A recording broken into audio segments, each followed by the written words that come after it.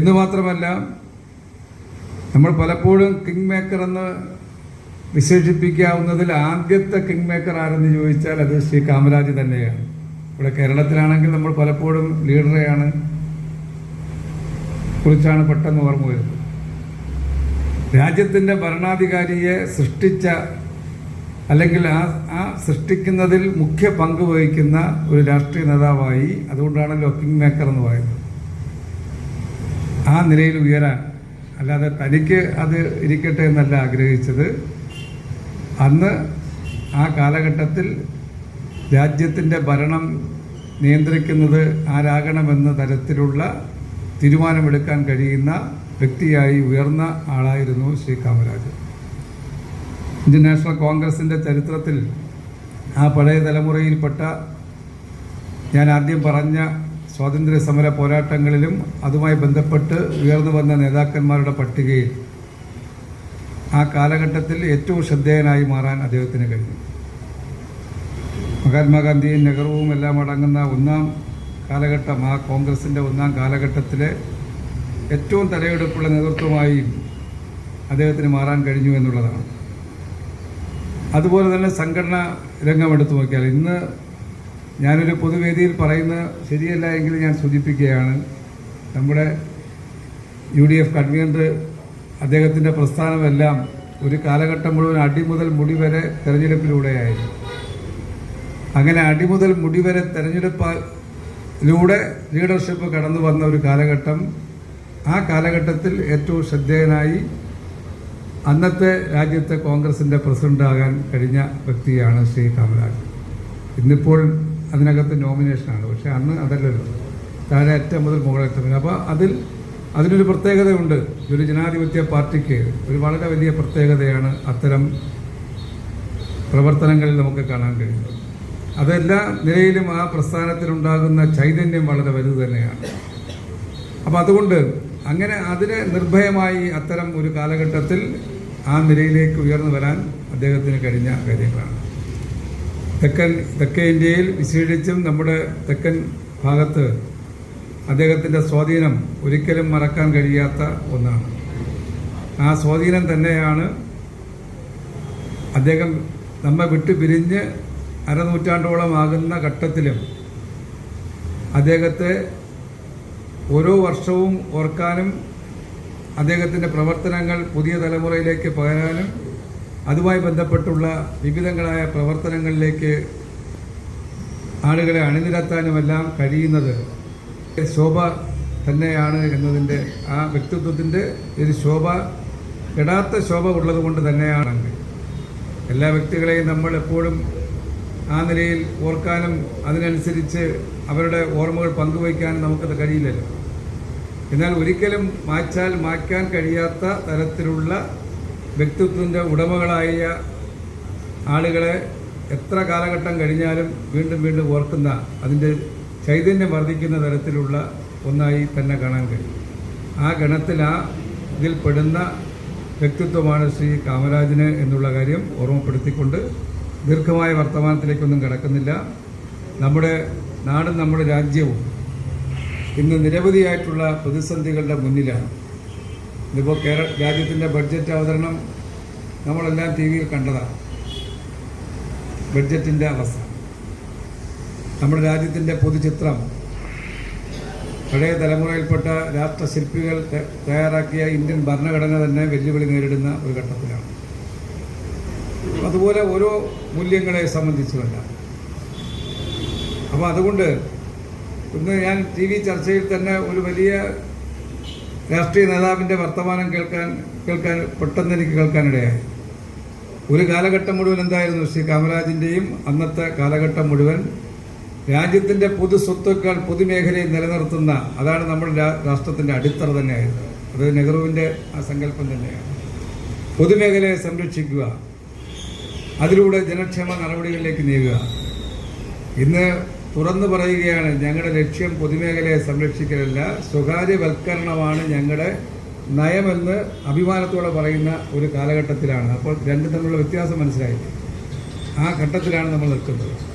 സ്വകാര്യവൽക്കരണം, സ്വകാര്യ സംരംഭകർ, സ്വകാര്യ മുതലാളിമാരെ അവർക്കാവശ്യമായ പ്രോത്സാഹനം കൊടുക്കാനും പൊതുസംരംഭങ്ങളെ ദുർബലമാക്കാനുമുള്ള നയങ്ങൾ സ്വീകരിക്കുന്ന ഒരു കാലഘട്ടമാണ്. അതുപോലെ എല്ലാ മേഖലകളിലും ആ നിലയിലേക്ക് മാറ്റം വരുത്തുന്ന ഒരു ഘട്ടത്തിൽ നമ്മുടെ രാഷ്ട്ര ശില്പികളായിട്ടുള്ള പഴയ തലമുറയെ കൂടുതൽ ഓർക്കാനും അവരുടെ ചിന്തയും അവരുടെ സങ്കല്പവും പുതിയ തലമുറയ്ക്ക് പകർന്നു കൊടുക്കാനും കഴിയണമെന്ന് മാത്രം സൂചിപ്പിച്ചുകൊണ്ട് ഈ ജയന്തി ആഘോഷ പരിപാടികളുടെ സമാപന സമ്മേളനം ഉദ്ഘാടനം ചെയ്യാൻ അറിയിക്കുന്നു. എല്ലാവർക്കും ആശംസകൾ നേരുന്നു. നന്ദി. ശ്രീ വെല്ലിമൂട് പ്രഭാകരൻ, ശ്രീ പരശുവയ്ക്കൽ രാജേന്ദ്രൻ, പ്രിയമുള്ള സുഹൃത്തുക്കളെ, സഹോദരന്മാരെ, ദേശീയ രാഷ്ട്രീയത്തിലെ ഒരു അധികായകൻ, ഭീഷ്മാചാരി, പല വിശേഷണങ്ങൾ കൊണ്ട് വിശേഷിപ്പിക്കാവുന്ന മഹാനായ കാമരാജിൻ്റെ 122ാം ജയന്തി ആഘോഷത്തിൻ്റെ സമാപന ചടങ്ങാണ്. ഏതാണ്ട് ഒരാഴ്ചക്കാലം അദ്ദേഹത്തിൻ്റെ ജന്മദിനം ജൂലൈ 15-നായിരുന്നു. അന്നു മുതൽ ഇന്ന് വരെ ഒരാഴ്ചക്കാലത്തെ ആഘോഷ പരിപാടികൾ ആണ് കാമരാജ് ഫൗണ്ടേഷൻ ഓഫ് ഇന്ത്യ സംഘടിപ്പിച്ചിട്ടുള്ളത്. കാമരാജ് ഫൗണ്ടേഷൻ ഓഫ് ഇന്ത്യ എന്നത് യഥാർത്ഥത്തിൽ ഇതിൻ്റെ സ്ഥാപകൻ നമ്മളെല്ലാവരുടെയും എൻ്റെ ഏറ്റവും അടുത്ത ഉത്തമ സുഹൃത്തും സഹപ്രവർത്തകനുമായ ശ്രീ നീലലോഹിതദാസ് തുടങ്ങിയ കാലം മുതൽ ഈ 48 വർഷത്തിനിടയ്ക്ക് പല അവസരങ്ങളിലും ആ ഫൗണ്ടേഷൻ്റെ പരിപാടികളിൽ പങ്കെടുക്കാനുള്ള അവസരം എനിക്കുണ്ടായിട്ടുണ്ട്. ഇപ്പോൾ വാസ്തവത്തിൽ നെല്ലിമൂട് പ്രഭാകരനും നീലലോഹിതദാസും ഞങ്ങളൊക്കെ ഒരേ കുടുംബത്തിലെ സഹോദരന്മാരെ പോലെ ഒരേ പ്രസ്ഥാനത്തിൽ പ്രവർത്തിച്ച് രാഷ്ട്രീയ പൊതുപ്രവർത്തനം തുടങ്ങിയ ആളുകളാണ്. അദ്ദേഹം വിളിച്ചപ്പോൾ ഞാൻ അന്വേഷിച്ചു. നീലൻ, സാധാരണ നീലനാണ് വിളിക്കുന്നത്, അപ്പോൾ നീലൻ ഒരു ഓപ്പറേഷൻ കഴിഞ്ഞ് വിശ്രമിക്കുകയാണെന്ന് പറഞ്ഞു. ഞാൻ അവിടെ നിന്ന് തന്നെ ഞാൻ കേട്ടപ്പോൾ തന്നെ അദ്ദേഹത്തെ വിളിച്ചു. അദ്ദേഹത്തിൻ്റെ ഈ വിവരങ്ങളൊക്കെ അന്വേഷിക്കേണ്ടത്. നീലൻ്റെ കാര്യത്തിൽ അദ്ദേഹം ഒരു കാര്യം ഏറ്റെടുത്താൽ അത് അവസാനം വരെ ഏത് കാര്യം, രാഷ്ട്രീയ പ്രശ്നങ്ങളായാലും പാർട്ടി പ്രവർത്തനമായാലും അവസാനം വരെ ഒരു ദൃഢനിശ്ചയത്തോടു കൂടി ആ പ്രവർത്തനം മുമ്പോട്ട് കൊണ്ടുപോകുന്ന ഒരു പ്രത്യേകതയുള്ള ഒരു നേതാവാണ് അദ്ദേഹമാണ്. ഈ 48 വർഷം കാമരാജ് ഫൗണ്ടേഷൻ ഇന്ത്യക്ക് രൂപം നൽകി അതിൻ്റെ പ്രവർത്തനങ്ങളുമായി മുന്നോട്ട് പോകുന്നത്. യഥാർത്ഥത്തിൽ ഇന്ത്യൻ നാഷണൽ കോൺഗ്രസും തമിഴ്നാട്ടിലെ കോൺഗ്രസും ഒന്നും കാമരാജിൻ്റെ സ്മരണയോട് നീതി പുലർത്തി. അദ്ദേഹം ഇന്ത്യൻ നാഷണൽ കോൺഗ്രസിന് വിശേഷിപ്പിക്കുകയാണെങ്കിൽ ഇതുപോലെ ഇന്ത്യൻ നാഷണൽ കോൺഗ്രസിൻ്റെ ചരിത്രത്തിൽ ഒരുപാട് പ്രസിഡന്റുമാരായിട്ടുണ്ട്. ഈ കാമരാജിനെ പോലെ ഇത്രയും പ്രത്യേകതയുള്ള വ്യത്യസ്തനായ ഒരു പ്രസിഡന്റ് അദ്ദേഹമല്ലാതെ മറ്റാരുമില്ല. അദ്ദേഹത്തെ ശരിക്കും വിശേഷിപ്പിക്കാവുന്നത് ഒരു യുഗ പുരുഷനായിട്ടാണ്. തമിഴ്നാട് രാഷ്ട്രീയത്തിൽ ദീർഘകാലം അദ്ദേഹം കോൺഗ്രസിൽ ചേരുന്നത് നീലലോഹിതദാസ് അദ്ദേഹത്തിൻ്റെ ജീവചരിത്രം എഴുതിയിട്ടുണ്ട്. മനോഹരമായ നീലൻ്റെ ഏറ്റവും മനോഹരമായ ഒരു സൃഷ്ടിയാണ്. അതിനകത്ത് കാമരാജൻ്റെ മുഴുവൻ ജീവിതത്തിലെ ഓരോ സംഭവ വികാസങ്ങൾ അദ്ദേഹം ഉപയോഗിക്കുന്നു. സ്വാതന്ത്ര്യ സമരകാലത്ത് ജാലിയൻവാലാ ബാഗിൽ നടന്ന കൂട്ടക്കൊലയിൽ ആത്മരോഷം കൊണ്ടാണ് കാമരാജ് കോൺഗ്രസിൽ അംഗമായി സജീവ സ്വാതന്ത്ര്യ സമരത്തിലേക്ക് കോൺഗ്രസ് പ്രവർത്തകരുമായി മാറുന്നത്. മരിക്കുന്നതുവരെ ഇടയ്ക്കൊക്കെ ചില രാഷ്ട്രീയ നിലപാടുകളിൽ വ്യത്യാസമുണ്ടായെങ്കിലും മരിക്കുന്നതുവരെ അദ്ദേഹം കോൺഗ്രസ്സുകാരനായി. കോൺഗ്രസിൽ നിന്ന് വ്യത്യസ്ത അഭിപ്രായമുണ്ടായപ്പോഴും അദ്ദേഹം കോൺഗ്രസിൽ നിന്ന് വേറിട്ട് ചില നിലപാടുകൾ എടുക്കുമ്പോഴും അദ്ദേഹം കോൺഗ്രസ്സായിരുന്നു. മരിക്കുന്നതിന് മുമ്പ് അദ്ദേഹത്തിൻ്റെ ജീവചരിത്രത്തിൽ പറയുന്നുണ്ട്, അന്ന് കോൺഗ്രസിനകത്ത് ഏറ്റവും വലിയ ഭിന്നിപ്പുണ്ടായി. 1969 ഭിന്നിപ്പ്, ബാങ്ക് ദേശവൽക്കരണം ഉൾപ്പെടെ. ബാങ്ക് ദേശവൽക്കരണത്തെയൊക്കെ കാമരാജ് വളരെയധികം പിന്തുണച്ചയാണ്. അന്ന് സംഘടനാ കോൺഗ്രസും അതുപോലെ തന്നെ സിൻഡിക്കേറ്റും ഉണ്ടായി. ആ സന്ദർഭത്തിൽ പോലും കാമരാജ് വ്യത്യസ്തമായൊരു നിലപാടെടുത്ത തമിഴ്നാട്ടിൽ നിന്നെങ്കിലും മരിക്കുന്നതിന് മുമ്പ് വീണ്ടും അദ്ദേഹം ഇന്ദിരാഗാന്ധിയുമായി അദ്ദേഹവുമായി കൂടിക്കാഴ്ച നടത്തി. വീണ്ടും അദ്ദേഹം കോൺഗ്രസുമായി സഹകരിക്കാൻ ആലോചിച്ചുകൊണ്ടിരിക്കുമ്പോഴാണ് അദ്ദേഹത്തിൻ്റെ വേർപാട്. അപ്പോൾ ആദ്യം അടിയുറച്ച ഒരു കോൺഗ്രസ്സിന് കോൺഗ്രസ് കാലഘട്ടത്തിൽ അദ്ദേഹത്തിൻ്റെ കാലഘട്ടം പ്രത്യേകം അടയാളപ്പെടുത്തുന്ന രൂപത്തിൽ ഒരു യുഗപുരുഷനായി ഇന്ത്യൻ നാഷണൽ കോൺഗ്രസിന് നേതൃത്വം നൽകി. തമിഴ്നാട് രാഷ്ട്രീയത്തിൽ അദ്ദേഹത്തിൻ്റെ വരവാണ് തമിഴ്നാട്ടിലെ യഥാർത്ഥത്തിൽ പിന്നോക്ക ജനവിഭാഗങ്ങളുടെ ഒരു യഥാർത്ഥമായിട്ടുള്ള ഒരു മുന്നേറ്റം തമിഴ്നാട് രാഷ്ട്രീയത്തിലുണ്ടാക്കി. അതുവരെ തമിഴ്നാട്ടിലെ കോൺഗ്രസ് രാഷ്ട്രീയമെല്ലാം നമുക്കെല്ലാം അറിയാം ബ്രാഹ്മണ മേധാവിത്വത്തിൽ അധിഷ്ഠിതമായിട്ടുള്ളതായി. രാജാജി ഉൾപ്പെടെയുള്ള ഒരുപാട് ആളുകൾ ശ്രീ കാമരാജിൻ്റെ രാഷ്ട്രീയ ഗുരുവായ അദ്ദേഹം കണക്കാക്കിയിട്ടുള്ള സത്യമൂർത്തി അദ്ദേഹത്തിന് നൽകിയിട്ടുള്ള പിന്തുണയും സഹകരണവും എല്ലാം കാമരാജിൻ്റെ രാഷ്ട്രീയ വളർച്ചയ്ക്ക് വലിയ കാരണമായിട്ടുണ്ട്. തമിഴ്നാട് രാഷ്ട്രീയത്തിൽ അദ്ദേഹം തമിഴ്നാടിൻ്റെ കോൺഗ്രസ് പ്രസ്ഥാനത്തിൻ്റെ വളർച്ചയിൽ ഏറ്റവും വലിയ അടിത്തറ പാകിയത് ശ്രീ കാമരാജാണ്. അദ്ദേഹം നിരവധി തവണ അവിടെ മുഖ്യമന്ത്രിയായി. ആ കാലഘട്ടത്തിലാണ് അദ്ദേഹം ജവഹർലാൽ നെഹ്റു ഇന്ത്യയുടെ പ്രധാനമന്ത്രിയാണ്. കോൺഗ്രസിൻ്റെ ഏറ്റവും പ്രതാപകാലത്ത് കാമരാജ് പ്ലാൻ എല്ലാവർക്കും അറിയാം. കാമരാജ് പ്ലാൻ അദ്ദേഹം പാർട്ടിയെ ഒരു ശക്തിപ്പെടുത്താൻ അല്ലെങ്കിൽ പാർട്ടി പ്രവർത്തനത്തിൽ മുഴുവൻ നേതാക്കളെയും അണിനിരത്താൻ കൊണ്ടുവന്ന പദ്ധതിയാണ്. അധികാരത്തിൽ നിന്ന് നേതാക്കന്മാർ രാഷ്ട്രീയ പ്രവർത്തനത്തിലേക്ക് ഇറങ്ങണം. ആദ്യം ഇതിനു മുമ്പ് ജമ്മു കാശ്മീരിലെ മുഖ്യമന്ത്രി ഈ ഒരു നിർദ്ദേശം വെച്ചപ്പോൾ വാസ്തവത്തിൽ നെഹ്റു പോലും അതിന് സീരിയസ് ആയിട്ടൊരു പരിഗണന നൽകിയില്ല. പക്ഷെ കാമരാജ് പദ്ധതിയുമായി വന്നപ്പോൾ നെഹ്റു അതിന് ചെവി കൊടുത്തു എന്ന് മാത്രമല്ല അത് അംഗീകരിച്ചു. നെഹ്റു മനസ്സുകൊണ്ട് അദ്ദേഹവും പ്രധാനമന്ത്രി സ്ഥാനം ഉപേക്ഷിക്കാൻ തയ്യാറായിരുന്നവരെ. പക്ഷേ നെഹ്റുവിനെ പോലൊരാൾ രാജ്യം നയിക്കേണ്ടത് ആവശ്യമായതുകൊണ്ട് അദ്ദേഹത്തിന് സ്ഥാനത്ത് നിന്ന് ഉപേക്ഷിക്കുകയില്ല, മറിച്ച് നിരവധി കേന്ദ്രമന്ത്രിമാർ സംസ്ഥാന മുഖ്യമന്ത്രിമാർ അധികാരപ്പെട്ടു. കാമരാജ് അതിന് തയ്യാറായി. ആ പദ്ധതി അദ്ദേഹം നിർദ്ദേശിക്കുക മാത്രമല്ല കാമരാജ് പ്ലാൻ നടപ്പിലാക്കാൻ അദ്ദേഹം ആദ്യം മുഖ്യമന്ത്രി സ്ഥാനത്താണ്. അധികാരത്തോട് ആർത്തിയുള്ളവരാണ് ഇന്ന് കാണുന്ന എല്ലാ രാഷ്ട്രീയ നേതാക്കളും. ഒരിക്കലല്ല എത്ര തവണ മുഖ്യമന്ത്രിയാകാനും മടിയില്ലാത്തവരാണ്. പക്ഷേ അധികാരം അദ്ദേഹത്തിൻ്റെ മുമ്പിൽ ഇങ്ങനെ അദ്ദേഹത്തിന് ഒരു വെല്ലുവിളിയും ഭീഷണിയും ഇല്ലാത്ത കാലത്താണ് കാമരാജ് പ്ലാൻ കൊണ്ടുവന്ന് അദ്ദേഹം മുഖ്യമന്ത്രി സ്ഥാനം രാജിവെച്ചു. പിന്നീട് അങ്ങോട്ടുള്ള കോൺഗ്രസിൻ്റെ അതിനുശേഷം കോൺഗ്രസ് പ്രസിഡന്റിൻ്റെ തെരഞ്ഞെടുപ്പ് വന്നപ്പോൾ അദ്ദേഹം എല്ലാവരും സ്വീകാര്യനായ കോൺഗ്രസ് പ്രസിഡന്റ്. ഇവിടെ മന്ത്രി പറഞ്ഞു കിങ് മേക്കർ എന്ന് പറഞ്ഞാൽ ഇന്ത്യൻ രാഷ്ട്രീയത്തിൽ 3 പ്രധാനമന്ത്രിമാരെ സൃഷ്ടിച്ച കിങ് മേക്കറാണ്.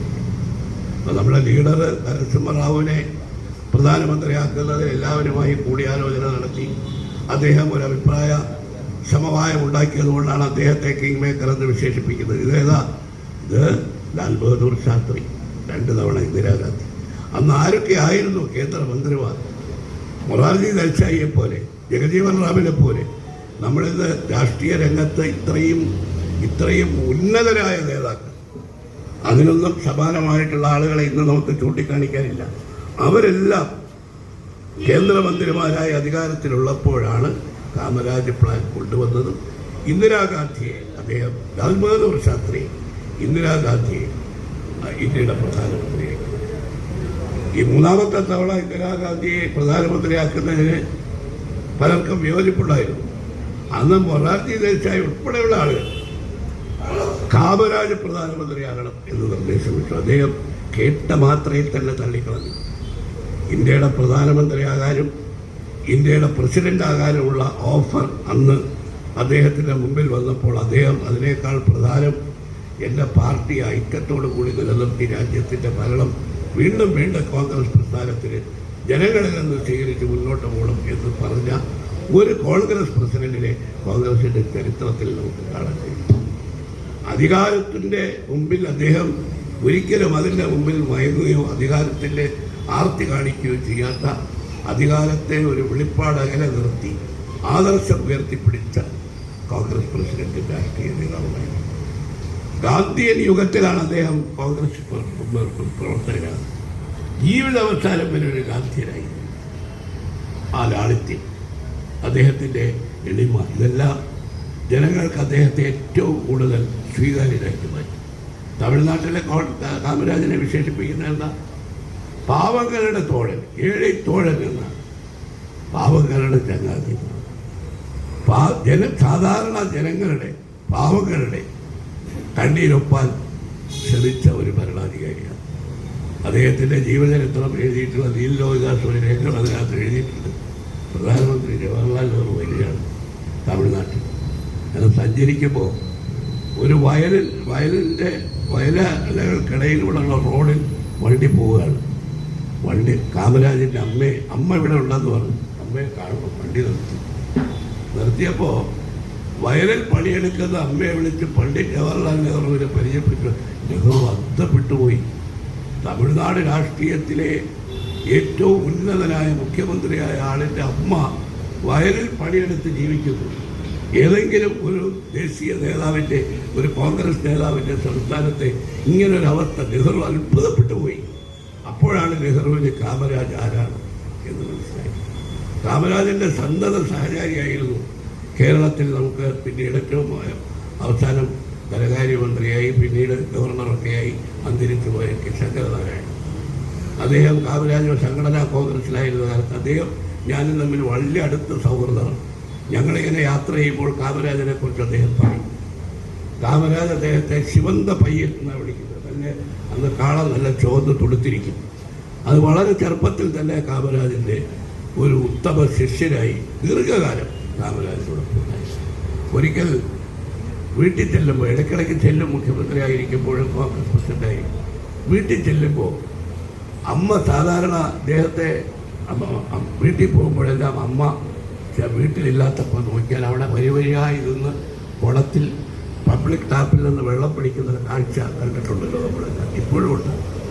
അപ്പോൾ ഇദ്ദേഹത്തിൻ്റെ അമ്മ വെള്ളം പിടിക്കാൻ പോയിരിക്കുകയാണെങ്കിൽ വരുന്നത് വരെ കാത്തിരിക്കും. ഒരു ദിവസം പോയപ്പോൾ അമ്മ വീട്ടിൽ തന്നെ ഉണ്ട്. അപ്പം അമ്മയോട് ചോദിച്ചു, എന്താ ഇപ്പോൾ വെള്ളം പിടിക്കാനൊന്നും പോകാറില്ലേ എന്ന് ചോദിച്ചു. അമ്മ പറഞ്ഞില്ല, പോലെ ഇവിടുത്തെ ആ അധികാരി വന്നു വീട്ടിലൊരു പൈപ്പ് കണക്ഷൻ തന്നു. കാമരാജ് പറഞ്ഞു, അതെന്തിനാ അങ്ങനെ പൈപ്പ് കണക്ഷൻ വാങ്ങക്കൂടാതെ, അപ്പടി വാങ്ങക്കൂടാതെ, അതെല്ലാം ശരിയല്ല എന്ന് പറഞ്ഞു.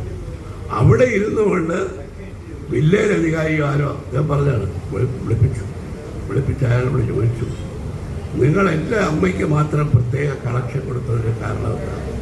അദ്ദേഹം നിന്നും മറുപടി പറയാൻ വയ്യ. അപ്പം പറഞ്ഞു, ഇവിടെ എത്ര പേര് അപേക്ഷിച്ചു? കണക്കൊക്കെ പറഞ്ഞു. ആർക്കെങ്കിലും കൊടുത്തു? ഇല്ല. ഇല്ല, ഇപ്പം തന്നെ കണക്ഷൻ കട്ട് ചെയ്തു. ആരെങ്കിലും ഇന്നത്തെ കാലത്ത് പറഞ്ഞാൽ പോലും ആരും വിശ്വസിക്കില്ല. അമ്മയോട് പറഞ്ഞു, അമ്മ ഇനി പബ്ലിക് ടാപ്പിൽ പോയി വെള്ളം പിടിച്ചാൽ മതി, ഇവിടെ കണക്ഷൻ കിട്ടുമ്പോൾ എല്ലാവർക്കും കിട്ടുമ്പോൾ നിനക്ക് കണക്ഷൻ തന്നാൽ മതി എന്നവരോട് പറഞ്ഞു. അങ്ങനെയുള്ള ഒരു എന്താണ് വളരെ ലാളിത്യം, വളരെ സംശുദ്ധമായ ഒരു പൊതുജീവിതം നയിച്ച ഒരു നേതാവായി. അദ്ദേഹത്തിൻ്റെ ഒരു വലിയ പ്രത്യേകത ഞാൻ അദ്ദേഹത്തിൻ്റെ ജീവചരിത്രം വായിച്ചപ്പോൾ മനസ്സിലാക്കിയത്, പ്രശ്നങ്ങളോടാണ് അദ്ദേഹം എതിർക്കുന്നതും പ്രശ്നങ്ങളുടെ പേരിലാണ് വ്യക്തികളുടെ നിലപാടുകളെ എതിർത്തിട്ടുള്ളത്. അദ്ദേഹം ഒന്ന് ഇന്ദിരാഗാന്ധിയെ, ലാൽ ബഹദൂർ ശാസ്ത്രിയെ പ്രധാനമന്ത്രിയാക്കാൻ ശ്രമിക്കുമ്പോൾ അന്നും മൊറാർജി ദേശായിയും അതുപോലുള്ള നിരവധി ആളുകൾ ആഗ്രഹക്കാരായി എല്ലാവരുമായി സംസാരിച്ചൊരു സമവായമുണ്ടാക്കി ലാൽ ബഹദൂർ ശാസ്ത്രിയെ പ്രധാനമന്ത്രിയായി. ലാൽ ബഹദൂർ ശാസ്ത്രി റഷ്യയിൽ വെച്ച് മരണമടഞ്ഞപ്പോഴാണ് ഇന്ദിരാഗാന്ധി. അപ്പോൾ എല്ലാവരും ആഗ്രഹക്കാരാണ്. ആഗ്രഹക്കാരെ പ്രത്യേകിച്ച് മൊറാർജി ദേശായിയൊക്കെ കാമരാജിനോട് പറഞ്ഞു, ഇപ്രാവശ്യം നിങ്ങൾ ഈ സമവായത്തിന് ശ്രമിക്കുമ്പോൾ എൻ്റെ ആഗ്രഹത്തിനും അഭിപ്രായങ്ങൾക്കും മുൻതൂക്കം നൽകണം. പക്ഷേ കാമരാജ് മനസ്സിൽ വെച്ചതേ ഉള്ളൂ. എല്ലാവരുമായി സംസാരിച്ചു.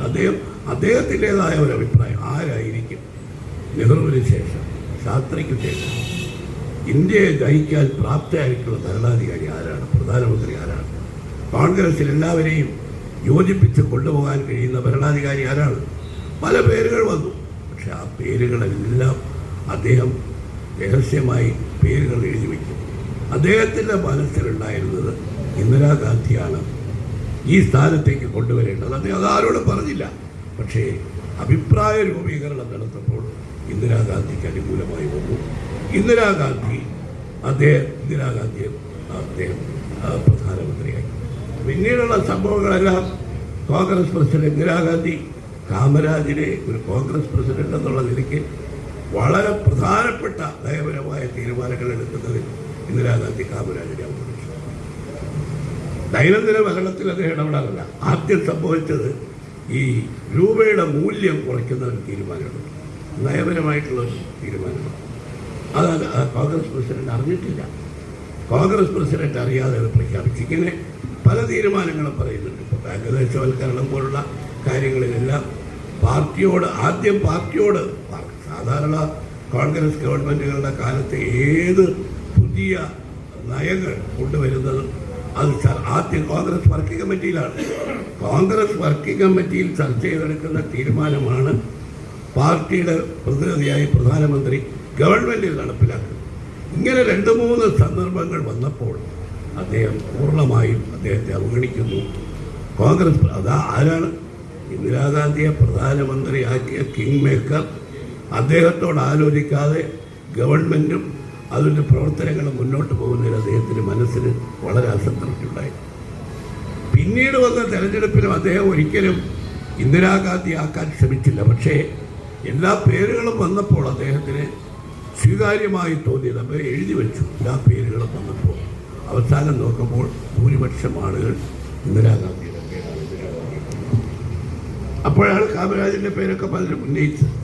അപ്പോൾ കാമരാജിൻ്റെ നിലപാടെന്താണെന്ന് വെച്ചാൽ ഇന്ദിരാഗാന്ധി അദ്ദേഹത്തിൻ്റെ പ്രസിഡന്റ് എന്ന നിലയിൽ അദ്ദേഹത്തിൻ്റെ ആ സ്ഥാനത്തെയും പദവിയെയും മാനിക്കാതെ അദ്ദേഹത്തെയൊക്കെ ബൈപ്പാസ് ചെയ്ത് പോയെങ്കിലും അദ്ദേഹത്തിന് ആ കാര്യത്തിലൊരു പ്രതികാരമോ ശത്രുതാ മനോഭാവമില്ല. തുടക്കം മുതൽ അങ്ങനെയാണ്. ആദ്യം രാജാജിയുമായിട്ടുള്ള പോരാട്ടമായിരുന്നു. അവസാനം രാജാജി കോൺഗ്രസിലേക്ക് മടങ്ങി വരാൻ കാമരാജിൻ്റെ അഭിപ്രായം ആരായി നെഹ്റു ഉൾപ്പെടെയുള്ള ആളുകൾ കാമരാജ് വളരെ വിശാല മനസ്സോടുകൂടി രാജാജിയെ സ്വീകരിക്കുക. ഇന്ദിരാഗാന്ധിയുടെ കാര്യത്തിൽ അദ്ദേഹം അങ്ങനെ ഒരു നിലപാടുണ്ട്. പിന്നീട് കോൺഗ്രസിനകത്ത് സ്പ്ലിറ്റ് ഉണ്ടാവുമ്പോൾ അത് യഥാർത്ഥത്തിൽ ഇന്ദിരാഗാന്ധിയുടെ ശക്തമായിട്ടുള്ള പിന്തുണക്കാരനായിരുന്നു. പക്ഷേ കോൺഗ്രസിൻ്റെ വർക്കിംഗ് കമ്മിറ്റി തീരുമാനിച്ച ഒരു സ്ഥാനാർത്ഥിയെ പ്രസിഡന്റ് സ്ഥാനത്ത് ഇന്ദിരാഗാന്ധി പ്രധാനമന്ത്രി ആയിരുന്നുകൊണ്ട് മനസാക്ഷി അനുസരിച്ച് വോട്ട് ചെയ്യാനുള്ള ആഹ്വാനം നടത്തി അവരെ തോൽപ്പിച്ചപ്പോൾ പൂർണ്ണമായും കാമരാജ് ധാർമ്മിക രോഷം പറഞ്ഞു. കാരണം കോൺഗ്രസിൻ്റെ ചരിത്രത്തിൽ ഉണ്ടായിട്ടുള്ള സംഭവം അന്നാണല്ലോ സംഘടന കോൺഗ്രസ് രൂപമുള്ളത്. കോൺഗ്രസിൻ്റെ അപ്പോൾ കാമരാജിന് വ്യക്തമായ അഭിപ്രായമുണ്ടായിരുന്നു. സംഘടനയുടെ അച്ചടക്കം ലംഘിക്കുന്നതും അത്യുന്നതയായിട്ടുള്ള വേള. പക്ഷെ എന്നാലും സഞ്ജീവ റെഡ്ഡി അന്ന് സ്ഥാനാർത്ഥിയായി സഞ്ജീവ റെഡ്ഡി കാമരാജുമായി വളരെ അടുത്ത് ബന്ധമുള്ള ആളാണ്. അദ്ദേഹത്തിന് പേര് ഇദ്ദേഹവും പ്രത്യേകമായി നിർദ്ദേശിച്ചതാണ്. ആ സഞ്ജീവ റെഡ്ഡി പരാജയപ്പെട്ടു. അതിനുശേഷം നടന്ന ബാങ്ക് ദേശവൽക്കരണ നടപടികളെല്ലാം കാമരാജ് അനുകൂലിച്ചു. പുരോഗമനാത്മകമായ എല്ലാ നടപടികളെയും അദ്ദേഹം പൂർണ്ണമായി പിന്നാക്കി. ഒരു കറയറ്റ സോഷ്യലിസ്റ്റാണ്. അതിനെ അനുകൂലിക്കുകയും ചെയ്തു. ഇന്ദിരാഗാന്ധിയോടും മൊറാർജി ദേശായിയോടും രാജാജിയോടും എല്ലാം അദ്ദേഹം എടുത്തിട്ടുള്ള നിലപാട് ഒരു പ്രതികാര നിലപാടല്ല. കോൺഗ്രസിന് വേണ്ടി എടുത്തിട്ടുള്ള നിലപാടുകളിൽ അവരുമായി അഭിപ്രായ വ്യത്യാസമുണ്ടെങ്കിലും വീണ്ടും അവരെ ഉൾക്കൊള്ളാൻ അദ്ദേഹം തയ്യാറാണ്. അങ്ങനെയാണ് കോൺഗ്രസ് സിൻഡിക്കേറ്റുമായപ്പോൾ ഇന്ദിരാഗാന്ധി അദ്ദേഹവുമായി സംസാരിച്ചു എന്നാണ് ചരിത്രത്തിൽ രേഖപ്പെടുത്തിയിട്ടുള്ളത്. അദ്ദേഹം ഭരതൻ ചന്ദ്രശേഖർ വഴി ഇന്ദിരാഗാന്ധിക്ക് ഒരു സന്ദേശം കൊടുത്തു. ഞാൻ തമിഴ്നാട്ടിലെ കോൺഗ്രസ് ഇന്ദിരാഗാന്ധിയുടെ നേതൃത്വത്തിൽ അതുമായി സഹകരിച്ച് പ്രവർത്തിക്കാൻ തയ്യാറാണ്. അപ്പോൾ ഇതുപോലെ കാമരാജിനെ പോലൊരാൾ ഇന്ദിരാഗാന്ധി ഇത്രയധികം അവഗണിക്കുകയും അദ്ദേഹം പലപ്പോഴും കോൺഗ്രസ് പ്രസിഡന്റിൻ്റെ പദവിക്ക് അംഗീകാരം നൽകാതിരിക്കുകയും ചെയ്തതിൽ പ്രതികാരവും ഉണ്ടെങ്കിൽ ഇന്നത്തെ കാലത്ത് എന്ത് ചെയ്യും? എന്ത് വില കൊടുത്തും അവരോട് പ്രതികാരം കാണിക്കും. അതല്ലായിരുന്നു കാമരാജ്. അതാണ് അദ്ദേഹത്തിന് കോൺഗ്രസിനോടുണ്ടായിരുന്ന ഏറ്റവും വലിയ വിജയം, കോൺഗ്രസിനോടുണ്ടായിരുന്ന വിശ്വാസം. അതാണ് കാമരാജിനെ ഇങ്ങനെ പറയുന്നത്. ഇപ്പോൾ കാമരാജിനെ കുറിച്ച് ഓർമ്മിക്കുമ്പോൾ കോൺഗ്രസ് നിലനിൽക്കണം, കോൺഗ്രസ് തകരാൻ പാടില്ല എന്നാഗ്രഹിച്ച ഒരു കോൺഗ്രസ് നേതാവായിരുന്നു അദ്ദേഹം. ഇതിപ്പോൾ നമ്മൾ 2014 മുതൽ കേൾക്കുന്ന മുദ്രാവാക്യം എന്താ? ഒരു രാഷ്ട്രീയ പാർട്ടിയുടെ മുദ്രാവാക്യം അധികാരത്തിൽ വന്ന ഉടനെ അന്ന് പ്രധാനമന്ത്രി പറഞ്ഞത് ഞങ്ങളുടെ പ്രധാന ലക്ഷ്യം കോൺഗ്രസ് മുക്ത ഭാരതം എന്നാണ്. അത് പറഞ്ഞത് ശരിയോ തെറ്റോ, അത് ജനങ്ങൾ അംഗീകരിച്ചോ ഇല്ലേ എന്നൊക്കെ കാലം നമ്മുടെ മുമ്പിലുണ്ട്. പക്ഷേ കോൺഗ്രസ് മുക്ത ഭാരതം എന്ന ആ മുദ്രാവാക്യത്തിൻ്റെ പിന്നിൽ പതിയിരിക്കുന്ന അപകടം എല്ലാവർക്കും ഇപ്പോൾ മനസ്സിലായി. കോൺഗ്രസ് ഇല്ലാത്ത ഇന്ത്യ എന്ന് പറഞ്ഞതിൻ്റെ അർത്ഥം ജനാധിപത്യവും മതേതരത്വവും ഇല്ലാത്ത ഇന്ത്യയാണ്. അതിന് തർക്കമൊന്നുമില്ലല്ലോ എല്ലാവർക്കും. അങ്ങനെയാണല്ലോ ഇപ്പോൾ ഈ BJPയുടെ അധികാര കുത്തക തകർക്കാൻ ജനാധിപത്യ മതേതര പാർട്ടികൾ ഒരുമിച്ച് കൈകോർത്ത് നിൽക്കാൻ തീരുമാനിച്ചു. അപ്പോൾ കോൺഗ്രസ് ഇവിടെ നിലനിൽക്കണം. കോൺഗ്രസ് ഒരിക്കലും തകരാൻ പാടില്ല. കോൺഗ്രസ് ആണ് ഇന്ത്യയുടെ രക്ഷയ്ക്ക് നേതൃത്വം നൽകേണ്ടത് എന്ന് വിശ്വസിക്കുകയും ഒരു പുരുഷായുസ് മുഴുവൻ, ജീവിതകാലം മുഴുവൻ അതിനുവേണ്ടി പ്രവർത്തിക്കുകയും ചെയ്ത ഒരു നേതാവിനെ, കാമരാജിനെ അനുസ്മരിക്കുമ്പോൾ ഈ കാര്യം പരാമർശിക്കുന്നത് വളരെ സന്ദർഭോചിതമാണെന്ന് കരുതിയാണ് ഞാനിത് സൂചിപ്പിച്ചത്. കാമരാജിനെ വാസ്തവത്തിൽ അർഹിക്കുന്ന അംഗീകാരം, അർഹിക്കുന്ന അദ്ദേഹത്തിൻ്റെ സ്മരണയ്ക്ക് ഒരു അംഗീകാരം നമുക്ക് ഞാൻ നേരത്തെ സൂചിപ്പിച്ചു.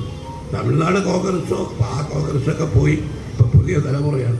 അഖിലേന്ത്യാ കോൺഗ്രസ് കമ്മിറ്റിയിൽ തന്നെ ദേശീയ നേതൃത്വത്തിൽ വന്നിട്ടുള്ള ദക്ഷിണേന്ത്യയിലെ ഏറ്റവും പ്രമുഖനായിട്ടുള്ള അദ്ദേഹം ഒരു ദേശീയ നേതാവായി ഉയർന്നപ്പോൾ അദ്ദേഹത്തിന് കിട്ടിയ അംഗീകാരം, അദ്ദേഹത്തിന് കിട്ടിയ ജനപിന്തുണ ആരെയും അസൂയപ്പെടുത്തുന്നതാണ്. അത് തകർക്കാൻ പ്രത്യേകിച്ച് ഒരു ഉത്തരേന്ത്യൻ ലോബി എപ്പോഴും ഉണ്ടല്ലോ, അവർ നടത്തിയിട്ടുള്ള ശ്രമങ്ങളാണ് പിന്നീട് പല രൂപത്തിലും കോൺഗ്രസിനെതിരായി, ഗവൺമെൻറ്റിനെതിരായിട്ടുള്ള രൂപം കൊണ്ടുവന്നത്. അങ്ങനെയുള്ള ഒരു മഹാനായ രാഷ്ട്രീയ നേതാവിൻ്റെ ജീവിതം ഇന്നത്തെ രാഷ്ട്രീയ പ്രവർത്തകരെ പഠിപ്പിക്കുക, ഓർമ്മിക്കുക. കാമരാജിൻ്റെ ജീവചരിത്രം എന്ന് പറയുന്നത് രാഷ്ട്രീയ പ്രവർത്തകർക്ക് ഒരു പാഠപുസ്തകമാണ്. ആ കാര്യത്തിലൊന്നും നമ്മൾ ഒരു തർക്കവുമില്ലാത്ത കാര്യമാണ്. അദ്ദേഹം ഉയർത്തിപ്പിടിച്ച മൂല്യങ്ങൾ, അദ്ദേഹത്തിൻ്റെ ആദർശനീയത, സർദാർ വല്ലഭായ് പട്ടേലിന് ശേഷം അദ്ദേഹം നാട്ടുരാജ്യങ്ങളെ മുഴുവനും അതിൻ്റെ ഇൻ്റഗ്രേഷൻ നടത്തിയതിനാണ് അദ്ദേഹത്തെ ചരിത്രത്തിൽ അയൺ മാൻ, ഉരുക്ക് മനുഷ്യൻ. അത് കഴിഞ്ഞാൽ ഇന്ത്യൻ രാഷ്ട്രീയത്തിലെ ഒരു ഉരുക്ക് മനുഷ്യൻ കാമരാജ്. ആദർശങ്ങളുടെ ദൃഢത കൊണ്ട് ഇന്ത്യൻ രാഷ്ട്രീയത്തിൽ ഏവരെയും സ്വാധീനിച്ചവരാണ്. ഈ ഇന്ത്യയിലെ കോൺഗ്രസ് പ്രസിഡന്റുമാരും ദേശീയ നേതാക്കളും ഒക്കെ ആയി വന്നിട്ടുള്ളവരൊക്കെ വലിയ വിദ്യാഭ്യാസ യോഗ്യതകളുള്ളത്. കാമരാജൻ്റെ യോഗ്യത എന്താ? സാധാരണ ജനങ്ങളുമായുള്ള അദ്ദേഹത്തിൻ്റെ ഹൃദയബന്ധമാണ്. അദ്ദേഹത്തിനുള്ളതുപോലെ ഒരു കോമൺ സെൻസുള്ള ഒരു വ്യക്തിയും ഒരു നേതാവും ഇന്ത്യൻ രാഷ്ട്രീയത്തിൽ നമുക്ക് കാണാൻ കഴിയും. തമിഴ്നാടിൻ്റെ പുരോഗതിയിൽ അദ്ദേഹം ഈ പങ്ക് വഹിച്ചത് അദ്ദേഹത്തിൻ്റെ ഈ പ്രവർത്തന ശൈലി കൊണ്ടാണ്. ഇന്ത്യൻ നാഷണൽ കോൺഗ്രസിന് ഒരു അത്ഭുത പ്രതിഭാസമായി വളർന്ന് ഇന്ത്യൻ നാഷണൽ കോൺഗ്രസിൻ്റെ പ്രസിഡന്റ് സ്ഥാനത്തെത്തി. ഇന്ത്യൻ രാഷ്ട്രീയത്തിലെ കിങ് മേക്കറായി മാറി. പ്രധാനമന്ത്രി സ്ഥാനം പോലും വളരെ വളരെ വളരെ നിസ്സാരമായി അത് അവഗണിച്ച ഒരു രാഷ്ട്രീയ നേതാവിനെ ഇന്നത്തെ തലമുറ, ഇന്നത്തെ രാഷ്ട്രീയ പ്രവർത്തകർ മനസ്സിലാക്കേണ്ടതുണ്ട്, പഠിക്കേണ്ടതുണ്ട്. അതിന് ആകെക്കൂടി അദ്ദേഹത്തിൻ്റെ ജീവചരിത്രം രചിച്ചതും അദ്ദേഹത്തിൻ്റെ ഈ കാമരാജ് ഫൗണ്ടേഷൻ നടത്തുന്ന കാമരാജ് ധരണയെ നിലനിർത്താനുള്ള പ്രവർത്തനങ്ങളും മാത്രമാണ് ഇന്ന് അവശേഷിക്കുന്നത്. അതുകൊണ്ടാണ് സത്യത്തിൽ നീലൻ വിളിക്കുന്ന എല്ലാ പരിപാടിയും ഞാനും നീലോല്ലാസൊക്കെ KSU പ്രവർത്തകരായി തുടങ്ങുന്ന കാലത്ത് കാമരാജ് ഞങ്ങളുടെ മനസ്സിലെ ഒരു വലിയ വിഗ്രഹമായി. അന്ന് ഗാന്ധിജിയും നെഹ്റുവും ഒക്കെ കഴിഞ്ഞാൽ ഞങ്ങളുടെ എല്ലാം മനസ്സിൽ ഏറ്റവും കൂടുതൽ ഞങ്ങൾ ആരാധിക്കുന്ന കോൺഗ്രസ് നേതാവ് കാമരാജായി. ആ കാമരാജിൻ്റെ സ്മരണ നിലനിർത്താൻ ശ്രീമാൻ നീലലോഹിദാസ് നടത്തുന്ന എല്ലാ പ്രവർത്തനങ്ങളെയും ഞാൻ ഒരിക്കൽ കൂടി അഭിനന്ദിക്കാനും അദ്ദേഹത്തിൻ്റെ ഈ ജയന്തി ആഘോഷത്തിൽ പങ്കെടുക്കാൻ കഴിഞ്ഞതിനുള്ള എൻ്റെ സന്തോഷം രേഖപ്പെടുത്തിക്കൊണ്ട് അദ്ദേഹത്തിൻ്റെ സ്മരണയ്ക്ക് മുമ്പിൽ ആദരാഞ്ജലികൾ അർപ്പിച്ചുകൊണ്ട് എൻ്റെ വാക്കുകൾ ചുരുക്കുന്നു. നമസ്കാരം. ജയ് സമർപ്പിക്കും. അധ്യക്ഷൻ തുടങ്ങി എല്ലാവരും പരാമർശിച്ചതുപോലെ ഏഴേത്തോഴൻ കാമരാജിൻ്റെ 122ാമത്തെ ജയന്തി ആഘോഷങ്ങളുടെ ഭാഗമായിട്ടാണ് കാമരാജ് ഫൗണ്ടേഷൻ ഓഫ് ഇന്ത്യ എന്ന പ്രസ്ഥാനത്തിൻ്റെ നേതൃത്വത്തിൽ സംസ്ഥാന വ്യാപകമായി കേരളത്തിൽ മാത്രമല്ല തമിഴ്നാട്ടിലുമൊക്കെ നടന്നു വരുന്ന നിരവധി ആഘോഷ പരിപാടികളുടെ സമാപനമാണ് ഇന്ന് ഈ കൂട്ടായ്മയിലൂടെ നടന്നുകൊണ്ടിരിക്കുന്നത്. 1976 അവസാന കാലഘട്ടത്തിൽ എൻ്റെ ഓർമ്മ ശരിയാണെങ്കിൽ നവംബർ മാസത്തിലോ മറ്റോ ആണ് ഇതിന് അപ്പുറത്ത് പാളയത്തുണ്ടായിരുന്ന കൈലാസ് അനക്സ് എന്ന് പറയുന്ന ആ കെട്ടിടത്തിൽ സാംസാറിൻ്റെ വലിയ ഒരു മുൻകൈയിലും താല്പര്യത്തിലുമാണ് കാമരാജ് ഫൗണ്ടേഷൻ ഓഫ് ഇന്ത്യ എന്ന പ്രസ്ഥാനത്തിൻ്റെ നാന്ദി കുറിക്കുന്ന ഒരു യോഗം നടന്നു. ആ യോഗത്തിൽ ഞാൻ പങ്കെടുത്തു.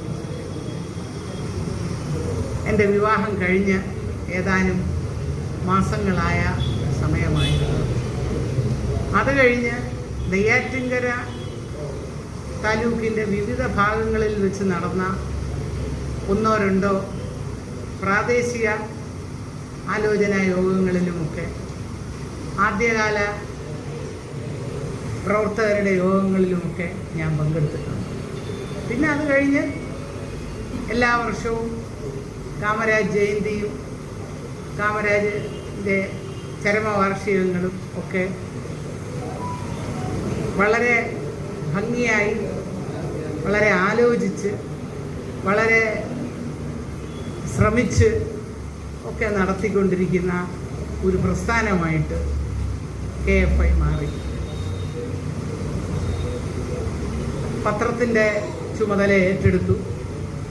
അതോടൊപ്പം ഒരു പ്രസിൻ്റെയും അതിൻ്റെ കടങ്ങളും പുതിയ കടങ്ങളും കടം വീട്ടലുകളും അങ്ങനെയും ഒരുപാട് കാര്യങ്ങൾ ഞാൻ കണ്ടിട്ടുണ്ട്.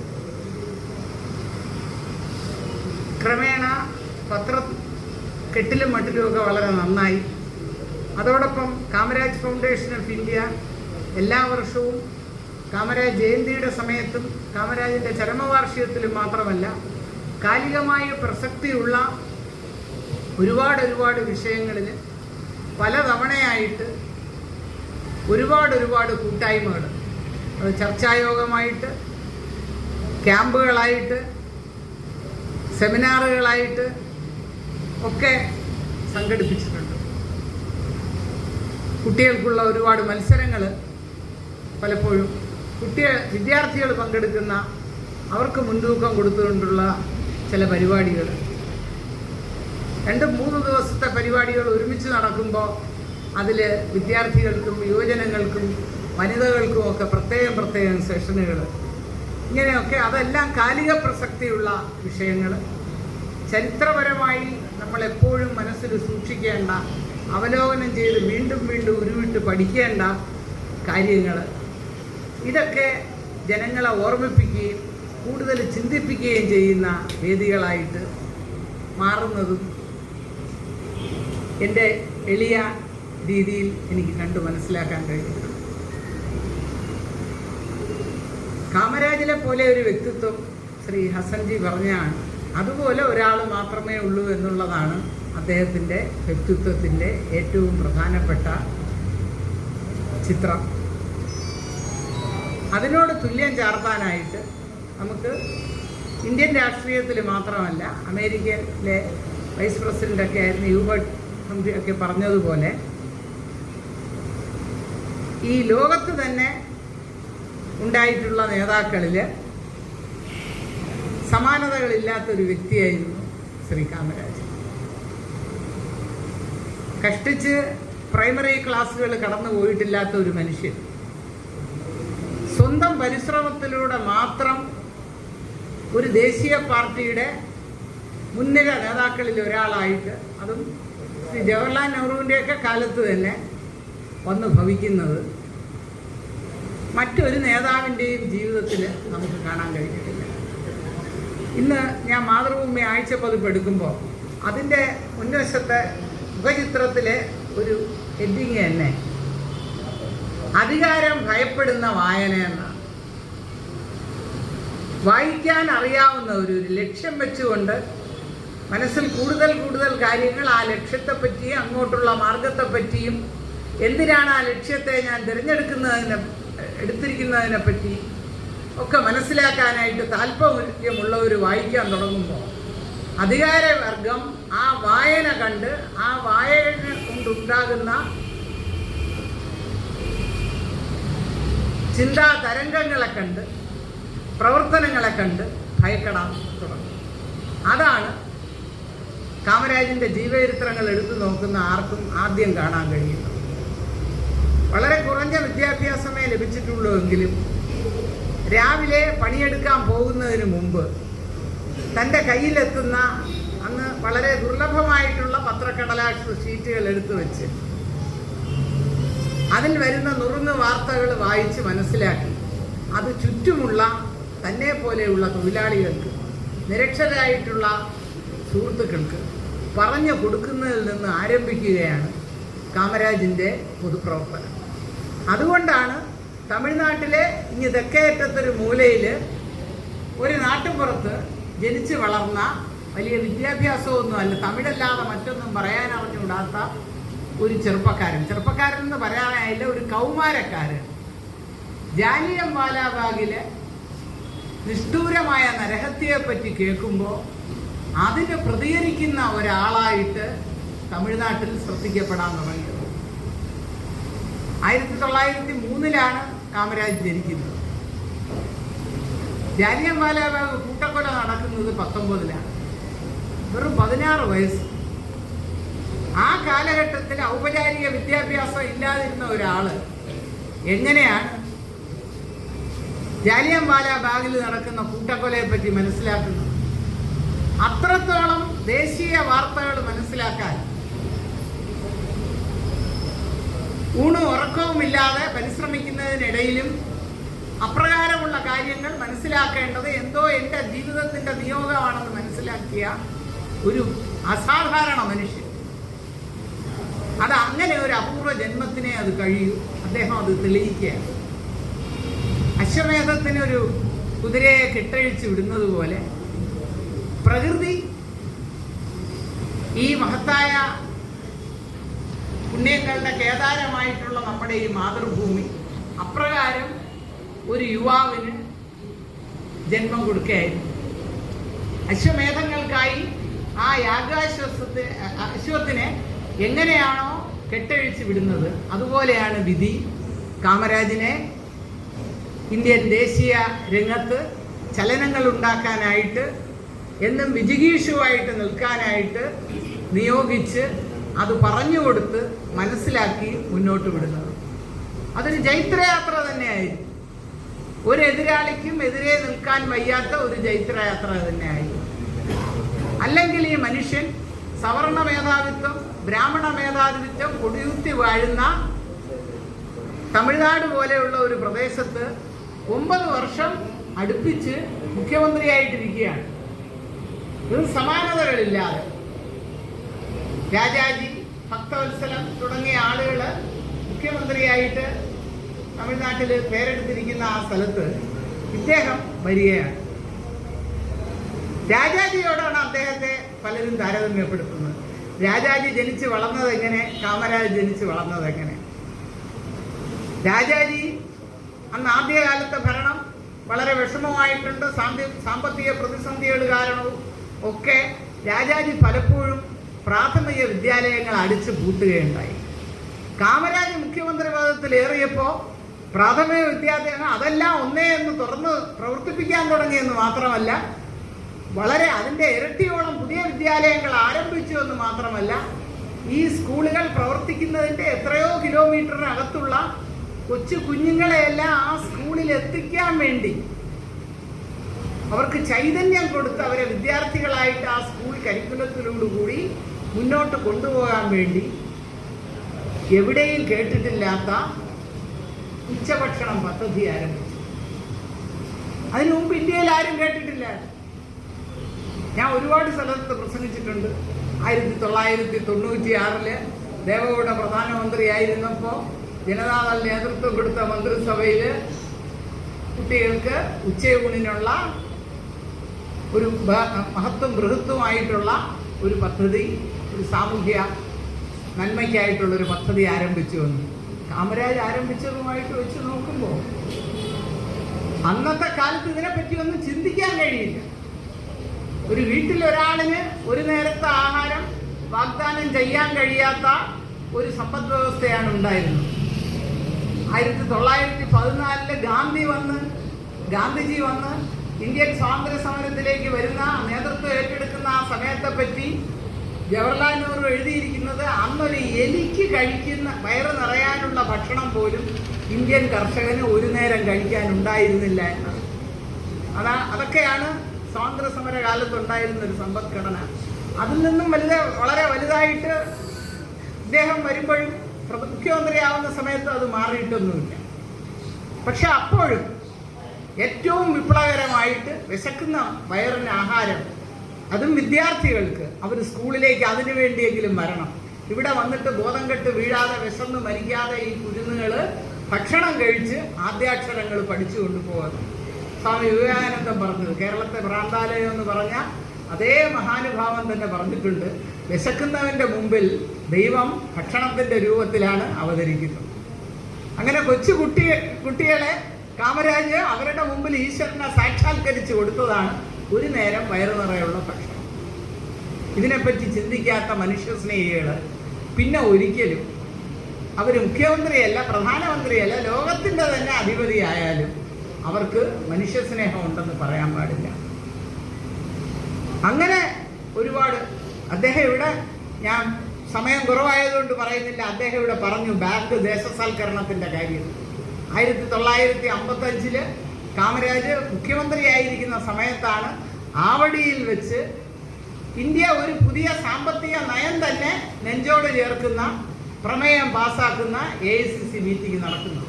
അതിനുശേഷം ആവടി സോഷ്യലിസം എന്ന് തന്നെ ഒരു പ്രയോഗം അന്ന് കോൺഗ്രസിൽ ഉണ്ടായിട്ട് വന്നു. അന്ന് പറയുന്ന കാര്യങ്ങളിൽ ഒന്നാണ്, സ്വാതന്ത്ര്യ സമര കാലത്ത് ഒന്ന് പറഞ്ഞിട്ടുണ്ട്, ജയപ്രകാശ് ജിയെ പോലെ ഉള്ളവരെ എന്നും പറഞ്ഞിട്ടുള്ളതാണ്, ബാങ്കുകളെ ദേശസാൽക്കരിക്കണം. 1969 അതിനുശേഷമാണ് ഇന്ദിരാഗാന്ധിയുടെ നേതൃത്വത്തിൽ ചില നിർഭാഗ്യകരമായിട്ടുള്ള ഒരുപാട് ചില അഭിപ്രായ വ്യത്യാസങ്ങൾ കോൺഗ്രസിലുണ്ടാകുകയും മുറിച്ചിക്കുകയൊക്കെ ചെയ്തപ്പോൾ ഒരു പിളപ്പുണ്ടാകുന്നു. പക്ഷേ അതിന് 6 മാസവും കണ്ട് മുമ്പാണ് 19 ജൂലൈ ആ ദിവസമാണ് 1969 ഒരു സൂചനയും കൊടുക്കാതെ ഒരു ദിവസം രാവിലെ സർക്കാർ പ്രഖ്യാപിക്കുന്നത് 14 ബാങ്കുകളെ ദേശസാൽക്കരിച്ചു. ഈ 14 ബാങ്കുകളുടെ ഉടമസ്ഥരാരായിരുന്നു എന്ന് ചോദിച്ചാൽ ബിർള ഗ്രൂപ്പ്, അതുപോലെയുള്ള ടാറ്റ ഗ്രൂപ്പിന്റെ ഒരു ഭാഗം, വേറെ ഒരുപാട് അന്നത്തെ കുത്തക മുതലാളിമാര്, സമീന്ദാർമാര്, ഇവരൊക്കെ ആയിരുന്നു. എല്ലാവരുടെയും അനുവാദം ചോദിച്ചു ഒന്നെങ്കിൽ കോൺഗ്രസ് പാർട്ടി ഇതിനു വേണ്ടി ഒരു പ്രമേയം അല്ലെങ്കിൽ വർക്കിംഗ് കമ്മിറ്റി പാസ്സാക്കി എൻ്റെ കയ്യിൽ തരട്ടെ എന്നൊക്കെ വിചാരിച്ചിരുന്നെങ്കിൽ ഇത് നടക്കില്ല. അന്ന് ആവടിയിൽ നടക്കുന്ന AICC മീറ്റിംഗിൽ പോലും അന്ന് കാമരാജിനെ പോലെ ഒരു വ്യക്തി മുഖ്യമന്ത്രിയായിരിക്കുന്ന സംസ്ഥാനത്ത് വെച്ച് എല്ലാവിധ ഗാംഭീര്യത്തോടും കൂടി, ഇച്ഛാശക്തിയോടും കൂടി, ദൃഢമായിട്ടുള്ള സാമ്പത്തിക ഉൾക്കാഴ്ചയോടുകൂടി ആ യോഗം അന്ന് നടന്നതിലാണ് ഒരു പുതിയ സാമ്പത്തിക നയം തന്നെ കോൺഗ്രസ് മാറി ചിന്തിച്ച് ഏറ്റെടുക്കുന്നത്. അതിനുശേഷമാണ്, എൻ്റെ ഓർമ്മ ശരിയാണെങ്കിൽ ഞാൻ ഈ പ്രസംഗ മത്സരത്തിന് വേണ്ടി പഠിച്ചിട്ടുള്ള, റഷ്യയിൽ നിന്ന് ബുൾഗാനിനെയും ക്രൂഷേവിനെയൊക്കെ ഇങ്ങോട്ട് ക്ഷണിച്ചു വരുത്തുന്നതും അവർ നെഹ്റുജിയെ അങ്ങോട്ട് ചെല്ലാനായിട്ട് വിളിക്കുന്നത്.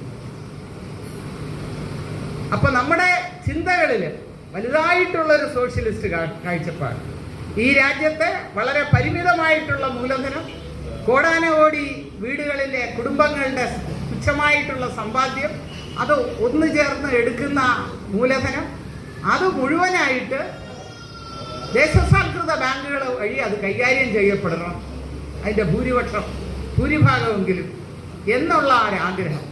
ഇങ്ങനെ ഒരു സംവിധാനം നിലവിൽ വന്നതുകൊണ്ടാണ് 69 ശേഷം 1-2 വർഷങ്ങൾക്ക് ശേഷം വീണ്ടും ജയിച്ചു വരുന്ന ശ്രീമതി ഗാന്ധി ഇവിടെ ഹരിത വിപ്ലവം നടത്തുന്നു. ഹരിത വിപ്ലവം നടത്തുമ്പോൾ കോടാനുകോടി കർഷകർക്കാണ് അതിൻ്റെ സാമ്പത്തികമായിട്ടുള്ള സഹായം കിട്ടുന്നത്. അല്ലെങ്കിൽ ഇവർക്ക് എവിടെ നിന്ന് മൂലധനം കിട്ടും കൃഷി ഇറക്കാനായിട്ട്? അതുവരെ പ്രകൃതിയെ മാത്രം ആശ്രയിച്ച്, മഴയെ മാത്രം ആശ്രയിച്ച്, കുഴൽക്കിണറുകളില്ലാതെ, കനാലുകളില്ലാതെ ബുദ്ധിമുട്ടുന്നവർ, പുതിയ വിത്തനങ്ങളില്ലാതെ, ഇതെല്ലാത്തിനും ഉള്ള മൂലധനം അന്ന് ചെറുകിട കർഷകൻ എന്നുള്ള വാക്കില്ല, മാർജിനൽ കർഷകൻ എന്നുള്ള വാക്കില്ല, ഇരുപതിനം പരിപാടിയില്ല. ഇരുപതിനം പരിപാടിയിലെ ഭൂരിഭാഗം ഐറ്റങ്ങളും കൃഷിയെ സഹായിക്കുന്നതാണ്. കൃഷിയുമായിട്ടുള്ള അനുബന്ധ വ്യവസായങ്ങളെയും കുടിൽ വ്യവസായങ്ങളെയും സഹായിക്കുന്നതാണ്. ഈ കാര്യങ്ങളൊന്നും വന്നിട്ടില്ല. 78 ശ്രീ മൊറാർജി ദേശായി ആണ് പ്രധാനമന്ത്രി എങ്കിൽ പോലും അന്ന് സ്വാശ്രയത്വമുള്ള കൈവരിച്ചിരിക്കുന്ന ഭക്ഷ്യധാന്യങ്ങളുടെ ഉൽപാദനത്തിൽ കൈവരിച്ച ഒരു രാജ്യമായിട്ട് ഇന്ത്യ പ്രഖ്യാപിക്കപ്പെടുന്നത്, പാർലമെന്റിൽ അത് പറയുന്നത്, നമ്മളത് ഒരുപാട് ആഘോഷിക്കുന്നത് ഇതിൻ്റെ ഒരു ബാക്കി പത്രമായിട്ടാണ്. കാമരാജിൻ്റെ അന്നത്തെ എന്നുവെച്ചാൽ എല്ലാ ആളുകൾക്കും, എന്നെ അധ്യക്ഷനൊക്കെ നോക്കുന്നുണ്ട്, ഞാൻ നിർത്തുകയാണ്, എല്ലാക്കിടയിലും വരുന്ന, എല്ലാ തലത്തിലും വരുന്ന ഇന്ത്യൻ ജനകോടികളിലെ പൗരന്മാർക്ക്, സാമ്പത്തികമായി എല്ലാ തട്ടുകളിലും നിൽക്കുന്നവർക്ക്, ജനതയാകെ സ്വരൂപിച്ചെടുക്കുന്ന വളരെ തുച്ഛമായിട്ടുള്ള പരിമിതമായിട്ടുള്ള മൂലധനം അവരിൽ എല്ലായിടത്തും എത്തിപ്പെടുന്നതിനാവശ്യമായിട്ടുള്ള ആദ്യത്തെ ചുവടുവയ്പായിട്ടാണ് ബാങ്കിങ് നാഷണലൈസേഷൻ നടക്കുന്നത്. ബാങ്കുകളെ ദേശസാൽക്കരിക്കുന്നത് കൂടാതെ അതായിരുന്നു ശ്രീമതി ഗാന്ധിയുടെ ഭരണത്തിലെ വിപ്ലവകരമായിട്ടുള്ള ചുവടുവയ്പ്പുകളിൽ ഏറ്റവും വലുത്.